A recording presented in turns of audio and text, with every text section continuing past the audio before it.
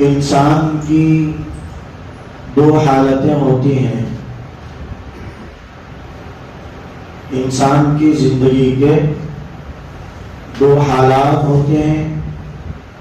ایک خوشی اور راحت، نعمت. دوسرا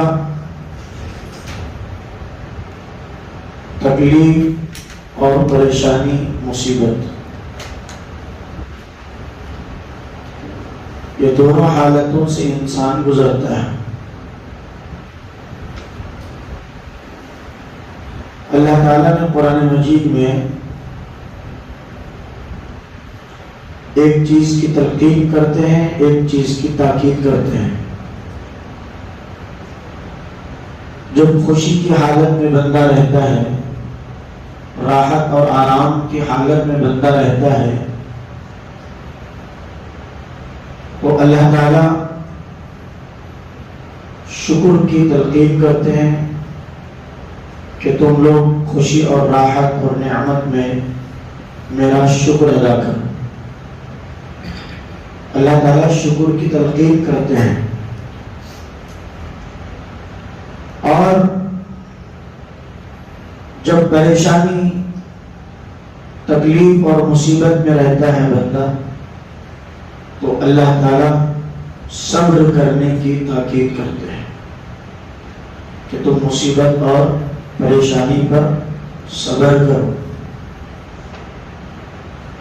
تو شکر اور صبر یہ اللہ کی طرف سے کسی کو مل گئے ہیں، یہ بہت بڑی نعمت ہے.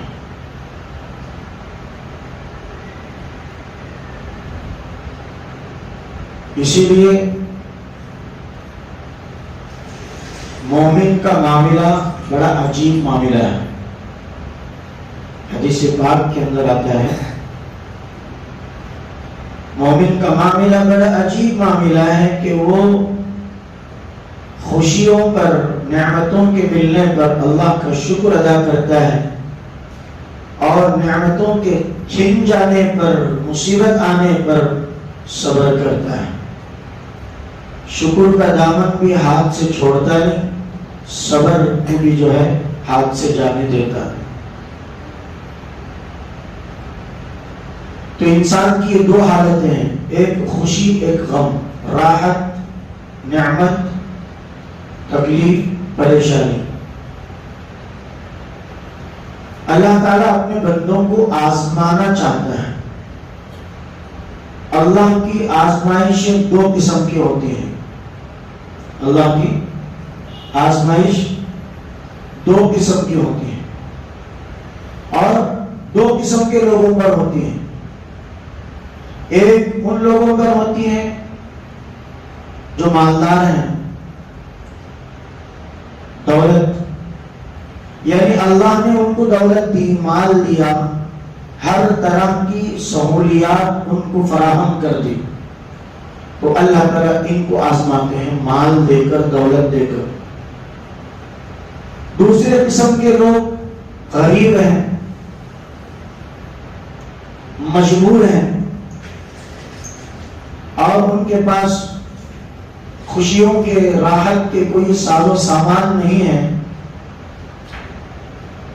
تنگ دستی میں ہیں، دو وقت کی روٹی ان کو صحیح طریقے سے میسر نہیں ہو رہی. ان کو بھی آزماتے ہیں، مال دے کر بھی آزماتے ہیں، مال چھین کر بھی اللہ آزماتے ہیں. اللہ کے پیارے نبی صلی اللہ علیہ وسلم سے صحابہ نے پوچھا، اے اللہ کے حبیب صلی اللہ علیہ وسلم، دنیا میں سب سے زیادہ مصیبت کن لوگوں پر آتی ہے؟ سب سے زیادہ مصیبت کن لوگوں پر آتی ہے؟ اللہ کے نبی علیہ السلام نے فرمایا، سب سے زیادہ اور سب سے زیادہ، سب سے زیادہ، سب سے زیادہ مصیبت اللہ تعالیٰ اپنے برگزیدہ نبیوں کو دیتے ہیں. مصیبتیں نبیوں پر آتی ہیں. کیونکہ نبیوں کا مقام اللہ کے پاس پوری کائنات کے تمام انسانوں سے سب سے زیادہ ہوتا ہے. ہر نبی اللہ کا خاص اور مقرب اور چہیتا ہوتا ہے. تو جو بندہ اللہ کا جتنا مقرب اور چہیتا ہوتا ہے اس پر مصیبتیں بھی اتنی زیادہ آتی ہیں اور آنا ہے. یہی تو آزمائش ہے. اللہ نبیوں پر آزمائشیں لیتے ہیں, نبیوں سے بھی آزمائش لیتے ہیں. دیکھیں کہ میری جو مصیبت ان کو میں دیتا ہوں, مصیبت پہنچتی ہے تو اس پر یہ لوگ کیا کرتے ہیں. حالانکہ اللہ کو معلوم ہے نبیوں کی صفت, کیونکہ اللہ نے بنایا, اللہ نے پیدا کیا, کہ اللہ نبی کو پیدا کرتا ہے تو وہ پوری تحقیق اور پوری ریسرچ کر کے ہی پیدا کرتا ہے کہ یہ میرا شکر گزار بندہ بنے گا,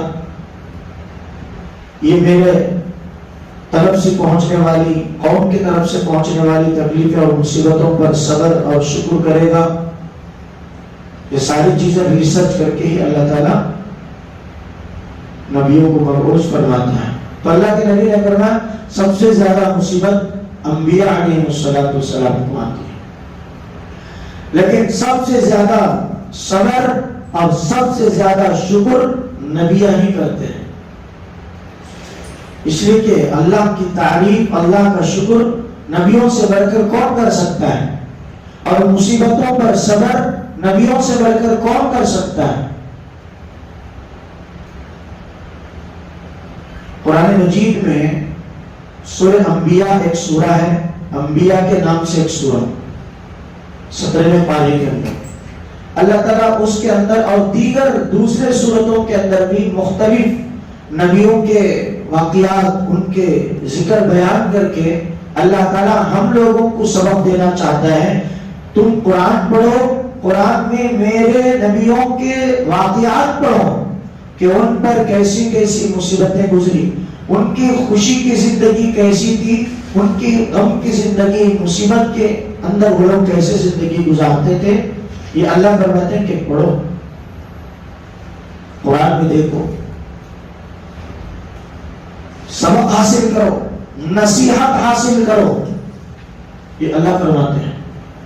جب قرآن نے کہا ایک پیغمبر ہے, ایک نبی ہے جن کا نام نامی, اسم گرامی جناب حضرت ایوب علیہ السلام.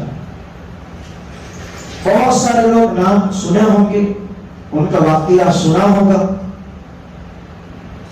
اصل میں دیکھیے حضرت ایوب علیہ السلام اللہ کے نبی تھے اور اللہ کے چہیتے تھے. بہت زیادہ اللہ کے پاس اپنا مقام انہوں نے پا لیا تھا. اور یہ مقام اللہ کے پاس ان کا کیسے ہوا, یہاں تک کہ اللہ تعالی حضرت ایوب علیہ السلام کی تعریف کے چرچے اپنے فرشتوں میں فرماتے تھے. ایوب علیہ السلام کی تعریف فرشتوں کے درمیان میں اللہ فرماتے کہ دیکھو فرشتوں, میرا وہ بندہ ایوب کتنا شکر گزار ہے, کتنا جو ہے میری تعریف میں ہر وقت رہتا ہے. حضرت ایوب علیہ السلام کو اللہ نے بہت سارا مال دیا تھا, اتنا مال دیا, اتنا مال دیا تھا. ان کے نیچے کام کرنے والے بھی بہت زیادہ تھے, جانور بھی زیادہ تھے, اور ان کی اولاد بھی بہت زیادہ تھی. کتابوں میں, بعض کتابوں میں بات آتی ہے 20 سے زائد ان کی اولاد تھی, 20 سے زائد. اور حضرت ایوب علیہ السلام جب اللہ نے ان کو مال دیا تھا تو وہ اللہ کا شکر اس طرح ادا کرتے تھے کہ وہ لوگوں میں اللہ کے دیے ہوئے مال کی سخاوت کرتے تھے, مال غریبوں میں خرچ کرتے تھے, یتیموں میں خرچ کرتے تھے, اور مسکین, لاچار, بے بس, بے سہارا لوگوں میں اپنا مال تقسیم کرتے تھے, سخاوت کرتے تھے. اور اللہ کا شکر بھی ادا کرتے تھے کہ اللہ تو نے مجھے دیا ہے، میں تیرے راستے میں خرچ کر رہا ہوں۔ تو اللہ کو یہ ادا ان کی پسند آئی، ان کا شکر کرنا، اللہ کے سامنے اللہ کی تعریف کرنا، اور حضرت ایوب علیہ السلام کی یہ سخاوت اللہ کو بڑی پسند کی۔ اسی لیے اللہ نے فرشتوں میں اس کا چرچا کیا، اس کا ذکر کیا۔ تو ایک مرتبہ اللہ تعالیٰ نے فرشتوں کے درمیان میں بڑے اچھے طریقے سے ایوب علیہ السلام کا ذکر فرما رہے تھے، تعریف کر رہے تھے، تو شیطان ملعون کو یہ بات ہضم نہیں ہوئی، کیونکہ شیطان ہے انسان کا دشمن، ہم سب کا دشمن ہے شیطان۔ ہماری بڑائی، ہماری اچھائی شیطان کو کب ہضم ہوگی؟ شیطان تو چاہتا ہے کہ میں ذلیل ہو جائے انسان، رذیل ہو جائے، اللہ سے دور ہو جائے، اللہ کا قرب اس کو ہرگز کبھی بھی حاصل نہ ہو، یہ اللہ کی بنائی ہوئی جنت میں نہ جائے بلکہ اللہ کی بھڑکائی ہوئی جہنم میں جائے۔ شیطان کا کام تو یہ ہوتا ہے، بہت جلتا ہے وہ انسان کو دیکھا، جب انسانوں میں ایسے انسانوں کو دیکھتا ہے جو اللہ کی عبادت اونچے درجے کی کرتے ہیں، اعلیٰ پیمانے پر اللہ کی عبادت کرتے ہیں، ذکر کرتے ہیں اور اللہ کی نعمتوں پر شکر کرتے ہیں، اور بیماری و مصیبت پر، تکلیف اور پریشانی پر صبر کرتے ہیں، اللہ کی شکایت و شکوہ شکایت نہیں کرتے۔ ایسے لوگوں کو جب شیطان دیکھتا ہے تو اور اس کا دل جل جاتا ہے، وہ پریشان ہوتا ہے۔ اب وہ سوچنے اور یہ فکر کرنے لگتا ہے کہ اس کو کسی بھی طریقے سے اللہ کی شکر گزاری سے ہٹا کر، صبر والی دولت سے ہٹا کر اللہ کے اوپر شکایتیں لانے پر مجبور کر دیتا ہے۔ اب جن کا ایمان پکا ہوتا ہے وہ لوگ اللہ پر کامل یقین رکھتے ہیں، وہ مضبوط جمتے ہیں شکر میں بھی صبر میں بھی، اور جن کو ایمان کمزور ہوتا ہے وہ فوراً دھڑلے سے شیطان کی جو ہے بہکاوے میں آ جاتے ہیں۔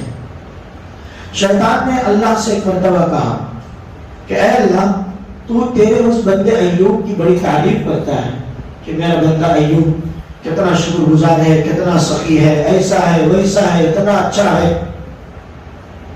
اے اللہ، تو نے تیرے بندے ایوب کو خوشی میں رکھا، راحت میں رکھا، نعمتیں دی ہیں، ہر طرح کی جو ہے راحتیں ہی راحتیں ان کے مقدر ہے، تو وہ آپ کا شکر ادا کر رہا ہے، اس میں کون سی بڑی بات ہے؟ اور تو اتنی تعریف کر رہا ہے، ذرا ایسا کرے اللہ کہ تو یہ کر کے دیکھ کہ ایوب کی یہ ساری نعمتیں چھین لے، ساری نعمتیں چھین لے، اس کے اوپر جو ہے تنگستی پیدا کر، مصیبت ڈال دے۔ جب دیکھیں گے کہ ایوب واقعی میں تیرا مقرب بندہ ہے، تیرا شکر ادا کرتا ہے یا نہیں کرتا ہے، جب دیکھیں گے۔ اللہ نے کہا کہ چل ملعون، میرے بندے کا میرے سے تو محاسبہ کرانا چاہتا ہے، مقابلہ کرانا چاہتا ہے، نہیں، میرے بندے کو میں نے آزما لیا ہے، میں نے پرکھ لیا ہے، سرچ کر دیا ہے، میرا بندہ نعمتیں ملنے پر بھی نعمتیں چھننے پر بھی میرے سے رشتہ ختم نہیں کرتا۔ تو جاننا چاہتا ہے تو تو جان لے، میں میرے بندے کے بارے میں نہیں جاننا چاہتا، میرے بندے کو میں نے جان لیا ہوں۔ اللہ نے کہا کہ اللہ تو ایک بار کر کے دیکھ، پھر دیکھیں کہ ایوب کی حالت کیسی بگڑتی ہے، کیسا وہ تیرے سے دور ہوتا ہے، کیسے تیرے سے جو ہے وہ شکوے شکایت کرنے لگتا ہے۔ تو اللہ نے کہا کہ جا، تجھے اختیار ہے۔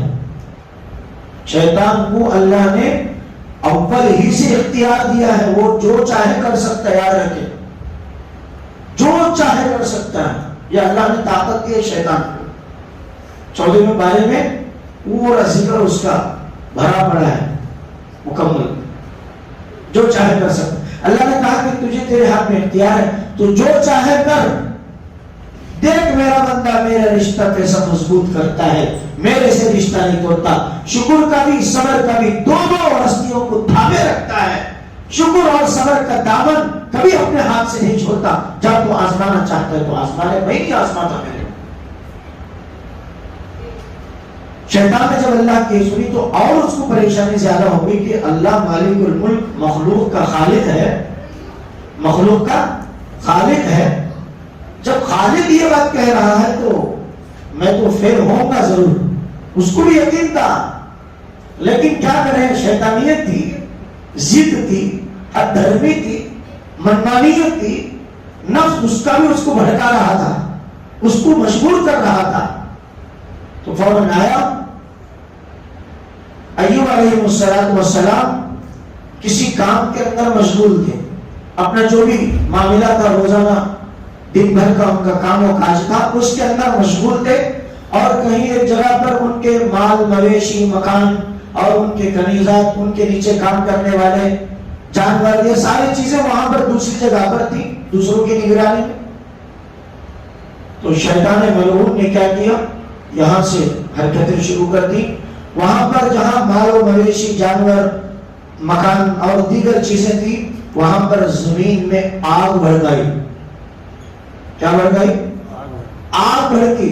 اب ایسی خطرناک آگ بھڑکی کہ اس بھڑکیلے آگ کے اندر وہ سارے جو ہے جانور مکان اور وہاں کے جتنے بھی لوگ تھے ان کے نیچے کام کرنے والے اور بکریاں کنیزات، یہ ساری چیزیں اس آگ کے اندر آ کر جل کر خاکستر ہو گئے.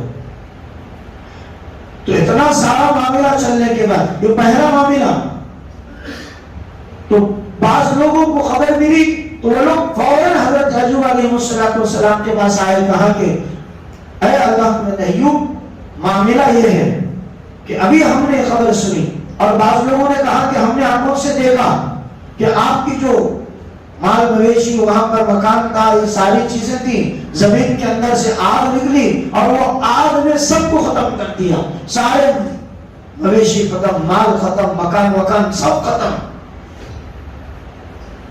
دیکھو بھائی حضرت ایوب علیہ السلام نے کیا کہا، یہ سنیے، سبق حاصل کیجئے. یہ نصیحت ہے ہم کو اس میں کہ مصیبت پہنچنے پر، تکلیف پہنچنے پر ہم کو کیا کرنا چاہیے اور ہم کیا کر رہے ہیں، کس راستے پر جانا چاہیے مصیبت اور تکلیف پہنچنے پر، اور ہم کون سا روڈ اختیار کر رہے ہیں. یہ سبق ہے اس کے اندر. ایوب علیہ السلام کے پاس لوگ آ کر کہیں کہ ایوب علیہ السلام کہ یہ سارا معاملہ ایسا چلا، ساری چیزیں ختم ہو گئی. تو ایوب علیہ السلام نے کہا انا للہ و انا الیہ راجعون. اللہ کا دیا ہوا مال تھا، اللہ کی دیے ہوئے جانور تھے، اللہ کی دیے ہوئے مکان تھا، اللہ نے لے لیا ہے. تو اللہ کا دیا ہوا اللہ نے لے لیا تو بندے کا کیا اختیار ہے شکایت کرنے کی. کیا کہا ایوب علیہ السلام، اللہ نے دیا تھا، اللہ نے لے لیا ہے، تو میں کیا اختیار رکھتا ہوں کہ اللہ نے ایسا کیوں کرا. میں صبر کرتا ہوں، اللہ نے دیا، اللہ نے لے لیا. اب لوگ پریشان. اتنا سارا معاملہ ہونے کے بعد آگ لگ گئی. آگ میں سارے آگ کی زد میں اتنی چیزوں کا نقصان ہوا، مال کا، مویشیوں کا، جانوروں کا، اتنی ساری چیزوں کو نقصان ہوا. آپ کی پیشانی پر جھڑیاں تک نہیں پڑ رہی. کہا کہ وہ مال میرا نہیں اللہ کا ہے، وہ جانور میرے نہیں اللہ کے ہیں، اللہ نے لے لیا ہے، تو میں کیوں پریشان ہوں. انا للہ و انا الیہ راجعون. کہا کہ اللہ کا ہے اور میں بھی اللہ کی امانت ہوں، اللہ مجھے بھی لے لیا تو میں اللہ کے پاس جانا ہے. یہ معاملہ ہو رہا تھا. اب شیطان بھی دیکھ رہا تھا یہ معاملہ، کیونکہ شروع ہوئی شیطان سے یہ داستان، ورنہ نہیں تو آرام اور سکون کے ساتھ، شکر اور صبر کے ساتھ زندگی گزر رہی تھی. شیطان نے سوال چھیڑ دیا تو اللہ نے آزمائش میں ڈال دیا. دیکھیں گے تاکہ راحت و نعمت پر میرے بندے کی حالت کیسی تھی، جب مصیبت تکلیف پہنچتی ہے تو کیا حالت ہوتی ہے. شروع ہوئی داستان. اتنا معاملہ سارا ہو چکا تھا. پھر ایک جگہ سے ایک وفد آیا، چند لوگوں کی جماعت آئی. کہا کہ اے اللہ کے نبی ایوب سنیے، معاملہ یہ ہوا کہ آپ کے جو خاص مکانات ہیں وہاں پر آپ کے محلے میں زلزلہ آیا، زمین ہلنے لگی اور وہاں پر آپ کا ذاتی مکان زمین میں دھس گیا، آپ کی 7 بیٹیاں اور آپ کے 7 بیٹے اولاد بھی آپ کی زمین میں دھس گئے۔ اب دیکھیے بھائی معاملہ جانوروں کا، مویشیوں کا وہاں دوسرا تھا، وہ بات الگ تھی، لیکن یہاں پر معاملہ کھڑا ہو گیا اولاد کا۔ آپ کی اولاد 7 بیٹیاں 7 بیٹے سب زمین میں دھس گئے، آپ کا ذاتی مکان بھی زمین میں دھس گیا ہے۔ چند ہی جو ہے لمحوں میں یہ خبر، ابھی یہ غم مٹا نہیں تھا، پھر دوسری جو ہے خبر آئی، آپ کی پوری اولاد زمین میں دھس گئی زلزلے کے زد میں آ کر۔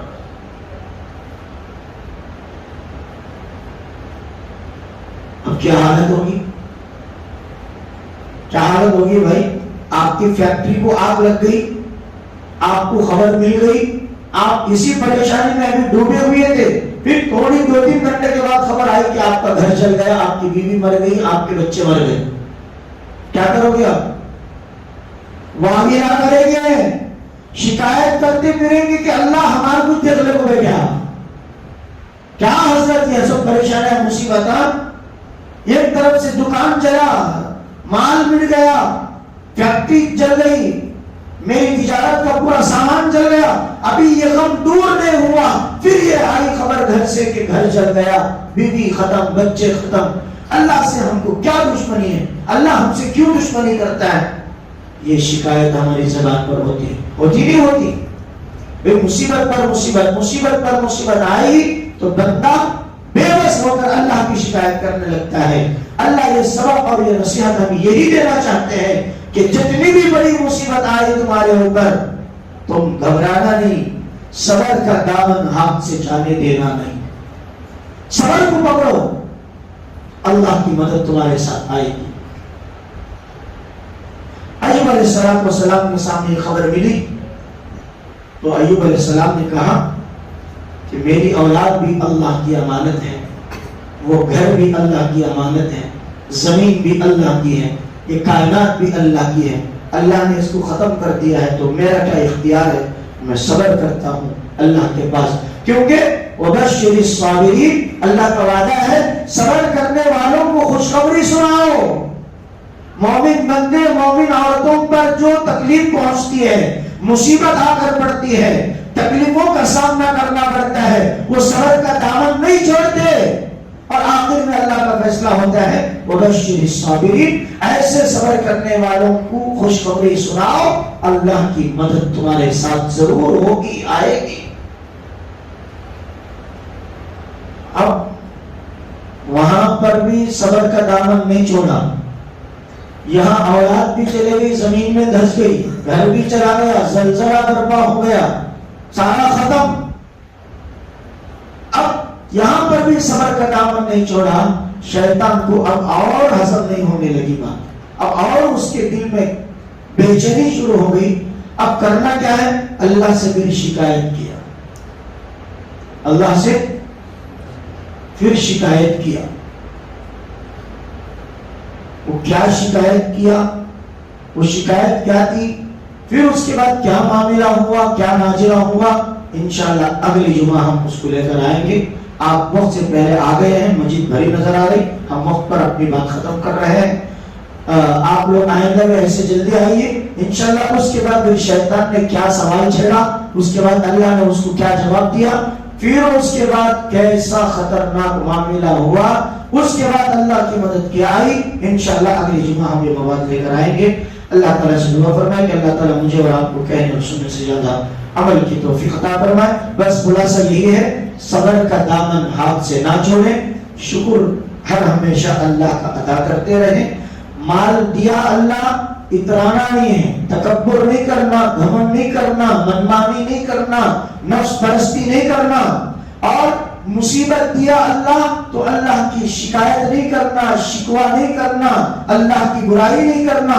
مال دیا تو اللہ کا شکر ادا کرو، اللہ نے مال چھین لیا، مصیبت دی تو اللہ کے سامنے صبر کر اپنی جو ہے مظاہرہ کرو، انشاءاللہ شکر والوں کا بھی اللہ کے پاس مقام ہے، صبر کرنے والوں کا بھی اللہ کے پاس مقام ہے۔ جتنی بھی بڑی مصیبت آئے صبر کو مت چھوڑو، جتنی بھی بڑی راحت ملے شکر کو مت چھوڑو. شکر اور صبر یہ دو پٹریاں ہیں جو اللہ تک ڈائریکٹ لے کر چلتی ہیں. آمین. وآخر دعوانا الحمدللہ رب العالمین. 4 وقت سنتوں کو